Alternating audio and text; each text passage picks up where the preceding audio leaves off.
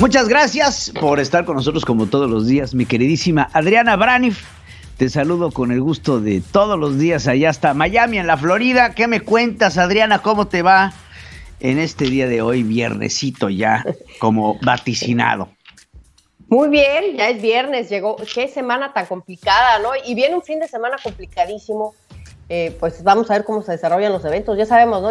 Cerramos la semana con muchísimos temas importantes. La posible guerra que se extienda ahí en Ucrania, si se van a salir de las fronteras o no. Estamos al pendiente, evidentemente, que es el tema que más ha llamado la atención a nivel internacional, y también lo que está sucediendo en México. Siguen la matanza de periodistas. Hay tanto de qué hablar. ¿Por dónde quieres empezar, Pedro? Pues mira, creo que deberíamos de ver el día de hoy que México ya ayer emitió un posicionamiento acerca de la guerra de Ucrania, justo después y 24 horas después casi del inicio de este conflicto. Primero México se pronunció, como lo hizo el presidente ayer en la mañanera, sobre que México no estaba a favor de las invasiones y México no estaba a favor de la guerra. Después, me quiero imaginar que Marcelo Ebrard Casaubon recibe una llamadita al teléfono rojo para emitir un posicionamiento previo a un llamado por parte de la embajadora de Ucrania en México, en donde le dice a México que tiene que tomar una posición, y Marcelo responde, por ahí tienen el video, chavos, de la siguiente manera. A ver. Me ha pedido el presidente de la República les comunique a ustedes las instrucciones que acaba de dar para guiar nuestra actuación en el Consejo de Seguridad de la Organización de las Naciones Unidas, así como muy diversos foros en todo el mundo. Ya a estas horas tenemos, después de pláticas, conversaciones con más de 7 diferentes países y desde luego con nuestra embajada en Ucrania, tenemos muy claro que estamos ante una invasión.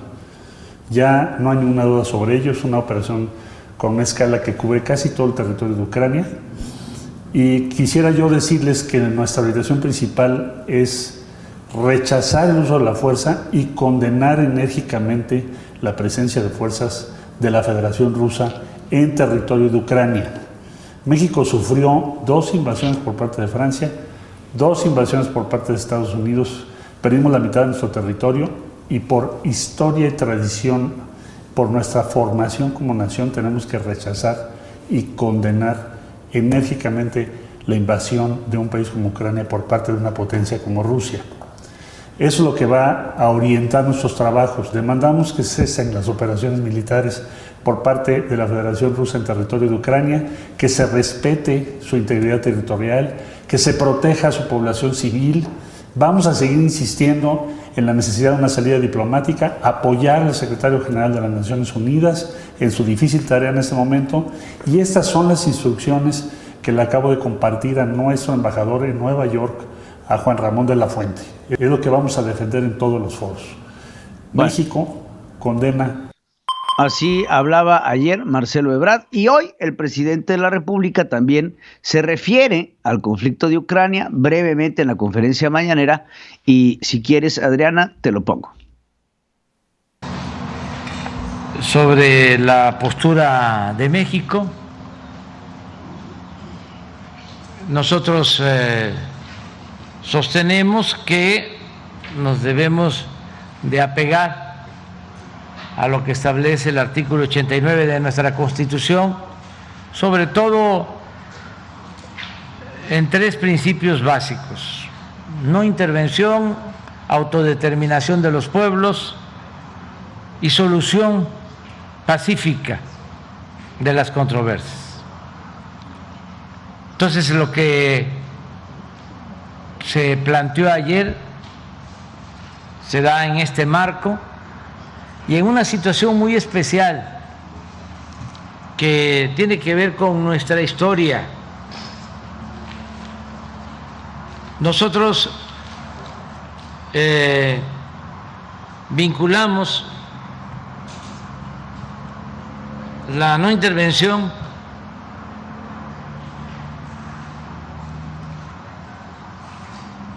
a no participar en decisiones de otros países en ningún terreno, que no haya financiamiento de países extranjeros a grupos que se oponen a gobiernos legal y legítimamente constituidos, que no haya espionaje.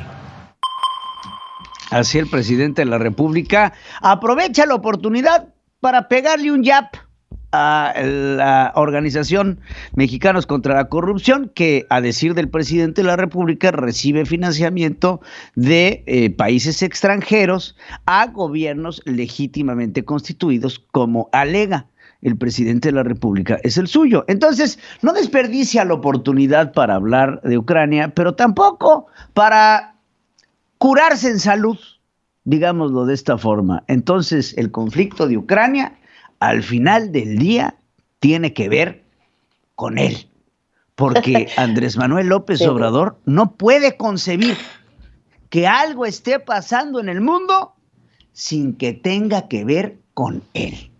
Y eso es lamentable. Pues sí, como bien dices, ¿no? Le da ahí de refilón un golpe a Mexicanos en contra de la corrupción, que hay que decir que fue junto con Latinos los que hicieron esta investigación de la Casa Gris. Entonces, bueno, eso por un lado. Y por el otro lado, pues esta petición por parte de la embajadora de Ucrania que está declarando y que está pidiendo, que le pidió al gobierno mexicano que tomara una posición firme, que condenara esto, y sí lo condena, pero también le dice que Ucrania evidentemente rompió relaciones diplomáticas con Rusia y le ha pedido a los demás países del mundo que hagan lo mismo. México no lo ha hecho, entonces es una posición a medias tintas, pudiera verse así. Vamos a ver qué es lo que sucede. Y por otro lado, Pedro, estaba yo viendo que hay algunas notificaciones, algunas noticias que pudieran estar hablando, dar una luz de esperanza a este conflicto, porque se está manejando la posibilidad de que ya estuviera Rusia aceptando esta petición que le hiciera el presidente de Ucrania de dialogar, y que Vladimir Putin dijo que no, eso antes de la invasión. Parece ser que Rusia pudiera estar ya preparándose y decidido así entablar estas pláticas con Ucrania en un lugar que, bueno, es apoyado por él, ¿no? Que es Bielorrusia, que pudieran ser estas pláticas en Minsk, que es la capital, que pudiera estar enviando incluso al secretario de la Defensa para hacer una reunión ahí con Ucrania y llegar a una solución pacífica. Vamos a ver cuáles serían, si es que se da esta comunicación, si es que sucede, cuáles serían las condiciones que impondría Rusia. Al parecer, en primera instancia, pudiera ser pedir neutralidad del país de Ucrania, que, pues, si leemos esa petición, sería básicamente que desista de su deseo de pertenecer a la organización, a la OTAN, ¿no? Entonces vamos a ver si se da esto. Si se da esto, pues sería como una válvula de escape muy importante para este conflicto, porque como lo platicaba yo con Pedro Ferriz de CON en la primera emisión de Central FM, se podría estar manejando que para este fin de semana ya se pudiera estar tomando la capital de Ucrania, Kiev, por parte de las fuerzas rusas. Yo creo que todo esto que estás hablando, y si bien me permites diferir, creo que la capital de Ucrania, Kiev, va a ser tomada en las próximas horas. De entrada, creo que es importante saber que lo que está sucediendo en Ucrania es producto de la poca capacidad que tiene un gobernante. Y es aquí donde viene a colación el dicho, zapatero a tus zapatos. ¿Quién es el presidente de Ucrania? ¿De dónde viene el presidente de Ucrania? Entonces, si nos ponemos a investigar y hablamos de Ucrania y hablamos de su presidente Zelensky, nos damos cuenta que Zelensky, pues, es un actor que brinca la fama, entre algunas otras producciones cómicas principalmente, saca una serie que se llama El Servidor del Pueblo.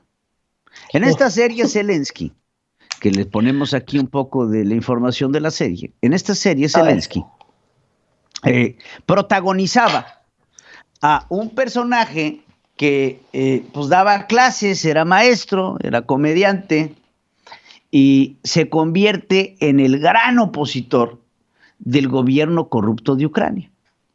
Y entonces Zelensky toma esta posición de destruir a los corruptos. Ahí vemos algunas escenas en donde que está con las dos armas, estas metralletas, se pone a disparar en el Congreso de Ucrania, matando a la corrupción. Esta serie de televisión se convirtió en una de las series más importantes en Ucrania, tomando a su protagonista como un verdadero héroe y convirtiéndolo así en uno de los hombres más populares del país. Entonces, pasado esto y viendo la gran popularidad que tenía el actor, se decidió formar un partido político que justamente llevaba el nombre de la serie que encabezaba, Servidores del Pueblo. Y cuando menos se da cuenta Zelensky, entra a una contienda presidencial con una vasta popularidad, legalmente constituido, y gana. Ahora, Zelensky es el principal protagonista en la idea de que Ucrania entre a la Organización del Tratado Atlántico Norte. Y esto Rusia lo ve como una posible amenaza a su geoestrategia y su seguridad. Cabe mencionar que hace muchos años y durante mucho tiempo, Rusia ha intentado formar parte de la OTAN. Inclusive el mismo Vladimir Putin, recuerdo en una entrevista, le preguntaban al presidente de Rusia que por qué no formaba parte de la Organización del Tratado Atlántico Norte. Y decía que no lo hacía porque no contaba con los mismos derechos y con el mismo peso político y de decisión que tomaban los otros países. Entonces, Rusia no ve a OTAN como un enemigo, pero sí lo ve como una amenaza. Esto detona que el tener en una cercanía de su frontera a un miembro de la OTAN, Rusia lo que hace, a decir del presidente de Rusia, Vladimir Putin, es defender sus intereses geoestratégicos. Y es así como inicia esta guerra, en donde a Rusia no le conviene que este país sea parte de la OTAN. Ahora, el presidente Zelensky, envalentonado por lo que asumía iba a ser el apoyo de estos países, seguía en lo que Vladimir Putin consideraba provocaciones constantes.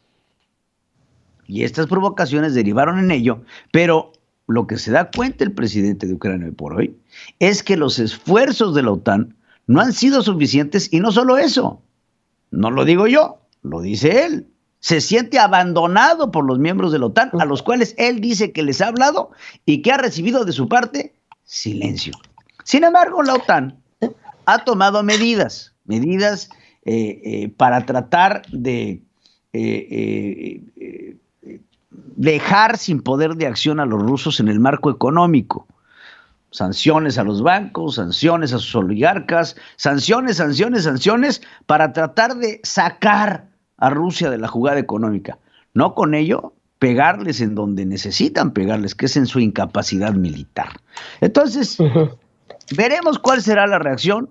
Si lo que está buscando Rusia es seguir generando provocaciones y agitando el caldero para ver si los países aliados de la OTAN entran en un conflicto armado o no. Mientras tanto, ahorita Ucrania está abandonado y esta guerra todavía no es más que una guerra entre Ucrania y Rusia. Ya veremos cuál será el devenir de este. Déjame nada más poner un último comentario sobre esto tan importante que estás diciendo. Estados Unidos y la Unión Europea siempre dijeron que Ucrania era libre de decidir si pertenecía o no a la OTAN, contrariamente a lo que quiere Putin, que no lo haga. Ahora, es muy importante decir que también la OTAN tiene sus decisiones puestas, ¿no? Ellos veían en ese momento toda la frontera de Ucrania rodeada por militares rusos, en ese momento. Permitir que Ucrania fuera parte de la OTAN en ese momento no era un movimiento inteligente. ¿Por qué? Porque nadie puede entrar, ninguno de los miembros de la OTAN puede entrar ahorita a Ucrania a defender Ucrania aunque lo pida Volodymyr Zelensky, que dice que lo dejan solo, es que no pueden entrar porque Ucrania no es parte de la OTAN y la OTAN tiene como regla que solamente se defienden entre ellos, ¿no? En el club, digamos así.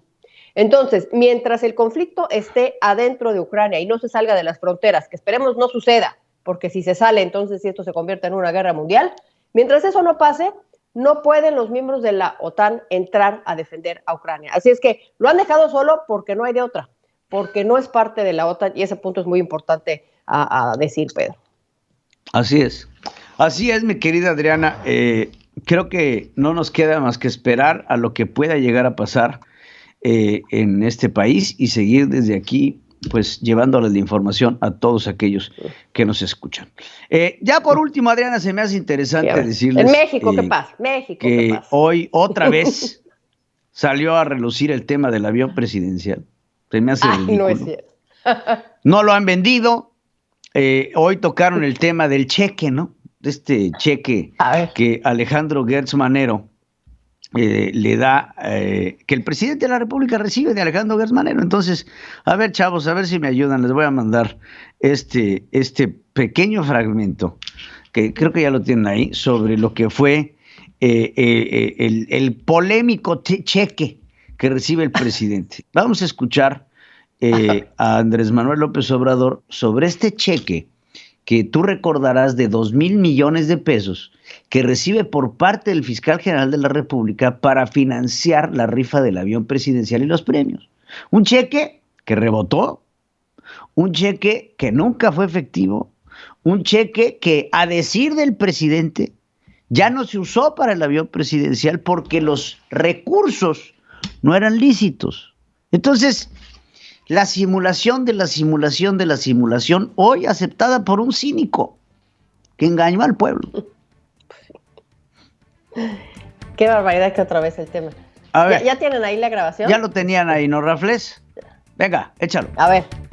Dinero, el fiscal nos entregó ese dinero, 2,000 millones de pesos, y luego se demostró que no era el procedimiento legal correcto y que había que entregar ese dinero al Infonavit, y se acordó que ese dinero se utilizara para entregar créditos a familias pobres. Fíjate, ahora sobre el dinero entregado a familias pobres, pues no tenemos nada. No hay rastro. No hay rastro. Oye, ¿qué hiciste con el dinero? Pues se lo dimos a los pobres. Y los pobres no tienen el dinero. Ahora la culpa es de los pobres. Es increíble este cuate. De ayer. Es que ya no puede más. Ya se ve que, mire, son tantos problemas. Está el problema de su hijo, está el problema del avión, está el problema de los periodistas que lo atacan constantemente. Él ya no puede, ¿verdad, Pedro? Ya no puede más. Y me recuerda mucho a Jesús Murillo Caram, cuando en su momento, cansado ya de los embates, de las conferencias por el caso de Ayotzinapa, decía lo siguiente. Sí.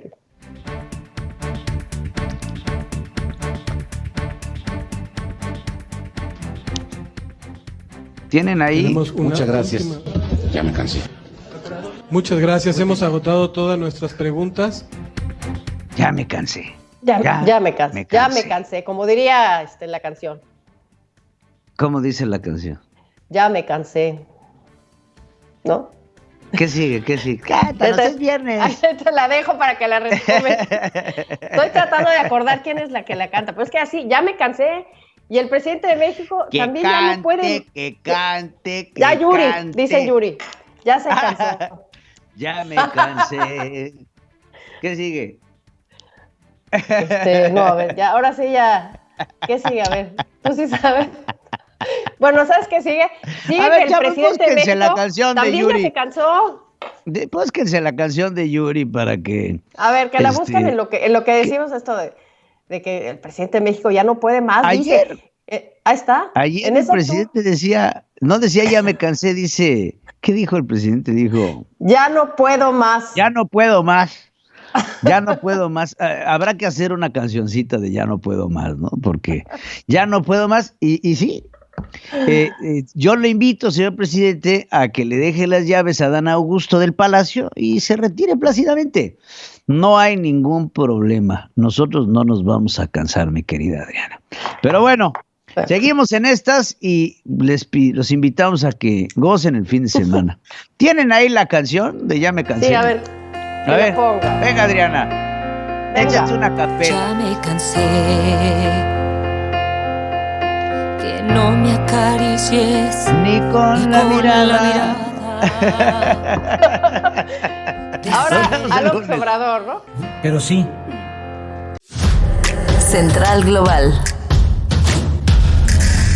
con Pedro Ferriz Híjar y Adriana Braniff a través de